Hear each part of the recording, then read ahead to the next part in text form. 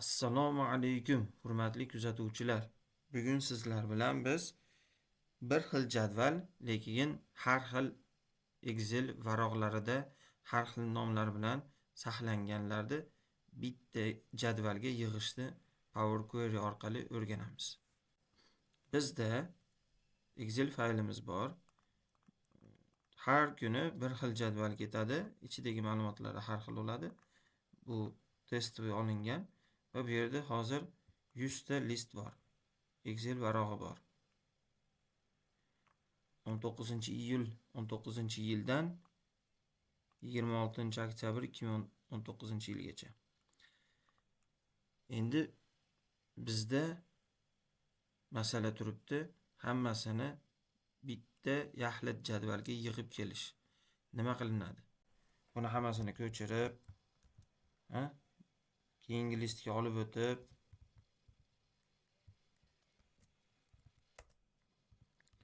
yoniga sanani qo'yib,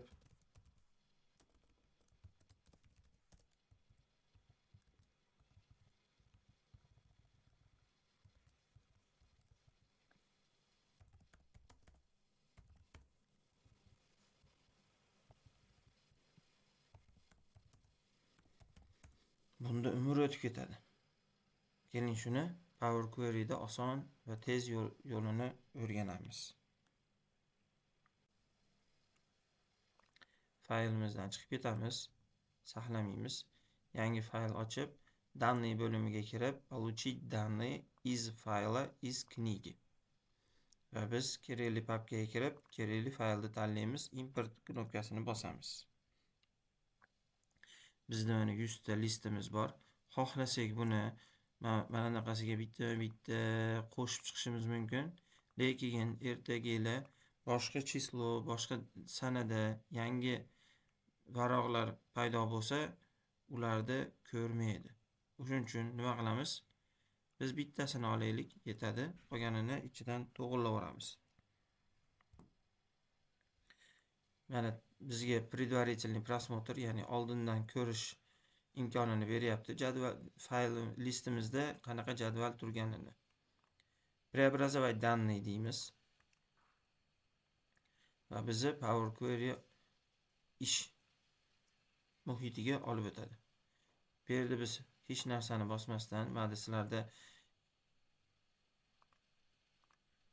измененный tip paydo bo'ladi. Shuni X qilib o'chirib yuboringlar. Hozir bizga u kerak emas. Ortiqcha qadam u.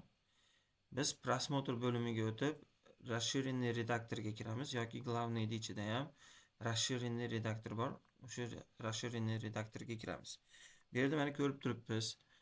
Источник, ya'ni fundamenti, qayer Excel workbook, ya'ni Excel fayli, faylni joyi, yo'nalishi S lokalniy disk ichida papka va mana fayl.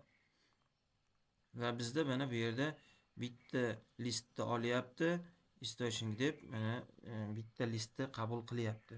Shuni o'rniga mana oxirgi bitta qadamni o'chirib yuboramiz, in bilan birgalikda va yozamiz. Joy tashab ketib, chiroyliroq bo'lish uchun. Varaqlarni jamlash, jamisi.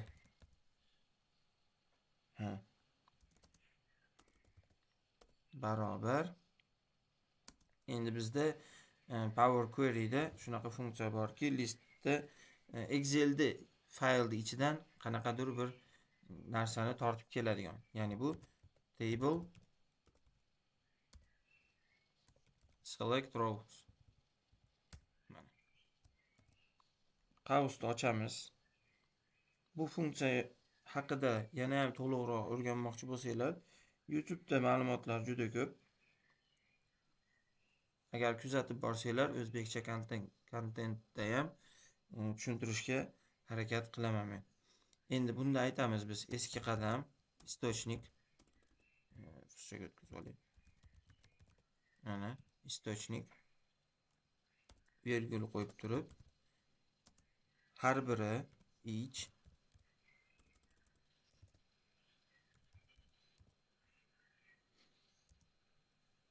qavs ochamiz yana va qavsning ichida top deymiz. Nimani top?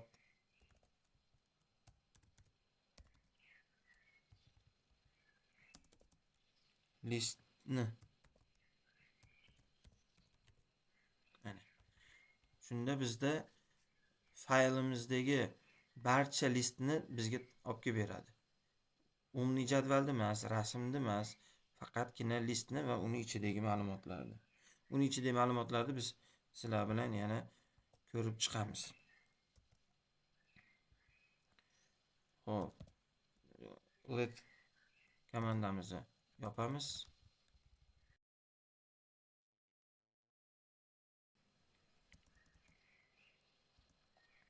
Va oxirgi qadamimizni chiqar deb buyruq beramiz. Mana. Bo'ldi. Bizda Power Query yordam beryapti. Hech qanaqa xato, sintaksis xato topilmadi deb Gatovani bosamiz. Chunki ma'da 2 marta table bo'lib qolganligi uchun xato berdi. Gatova. Mana. Bizda Excel'imiz faylimizda barcha listlarimizni mana bu yoqqa nomlari bilan jadvalni ham olib kelib berdi. Mana 3 olsa bizga umuman kerak emas. Buni hozir nimada boshqa ma'lumot bo'lganda bu ham ko'rinardi. Biz hozir sheetni filtr qilib oldik. Bu 3 os kerak emas. 3 osini o'chirib yuborsak ham bo'ladi. Lekin hozir shoshilmay turamiz. Bizga asosan data ustuni kerak bo'ladi. Hamma ma'lumot shuni ichida. Mana pastda ko'rishinglar mumkin. Barcha jadvallarimiz shuni ichida turibdi.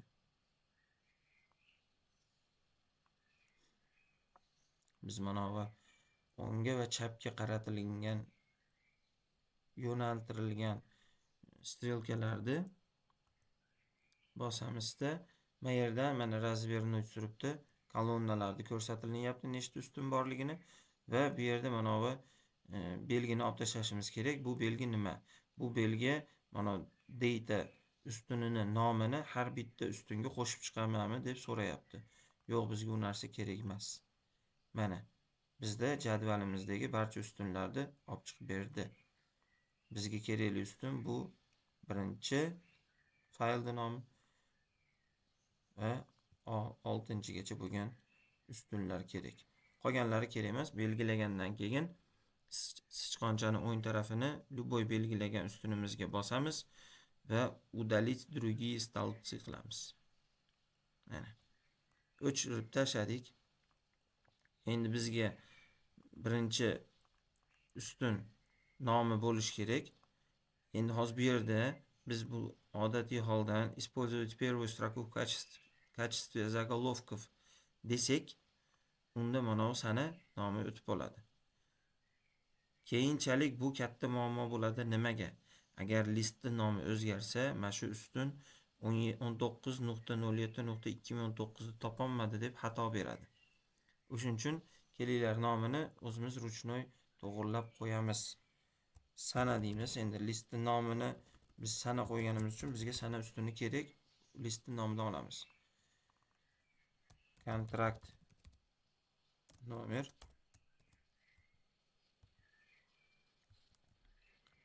region sort class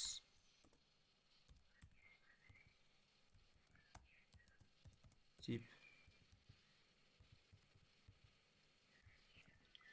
объем tonnada va start narxi, boshlang'ich narxi.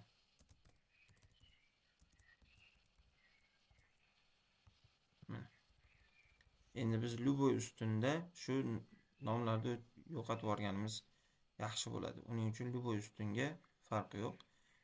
Filtrni ochamiz va o'sha nomni filtrdan olib qo'yib OK ni bosamiz. Mana har bitta ma'lumotlarimiz yig'ildi. Sanani sana formatiga keltiramiz. Mana knopkani bosib dataga o'tkazamiz. Kontrakt nomeri tekstovoy turaversin. Nollari bo'lish ehtimoli bor. Bu ham tekst, bu ham tekst. bular raqam. Uchosini belgilab, glavniyda tip данных любой o'rniga bizda десятичное число deymiz.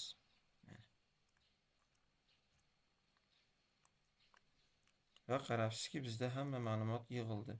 Endi u jadvalning nomini o'zgartiramiz.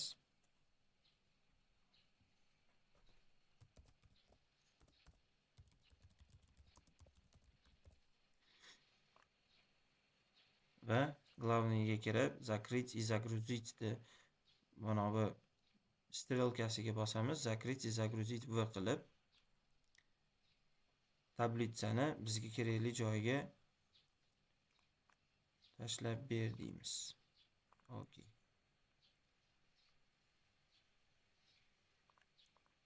Tayyor mana. Ma'lumotlar yig'ildi. Bundan endi har xil hisobotlar chiqarsa bo'ladi.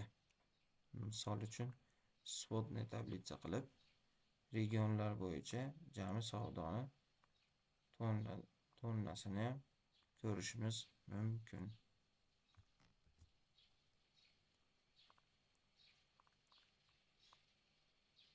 Bunga chiroyli pamadupalarni surkab qo'ysak, va hokazo. Rahmat, yoqqan bo'lsa sizlardan like va kommentariy. Izohlarda o'zingizlarni qiziqtirgan mavzularni qoldiringlar, yozinglar.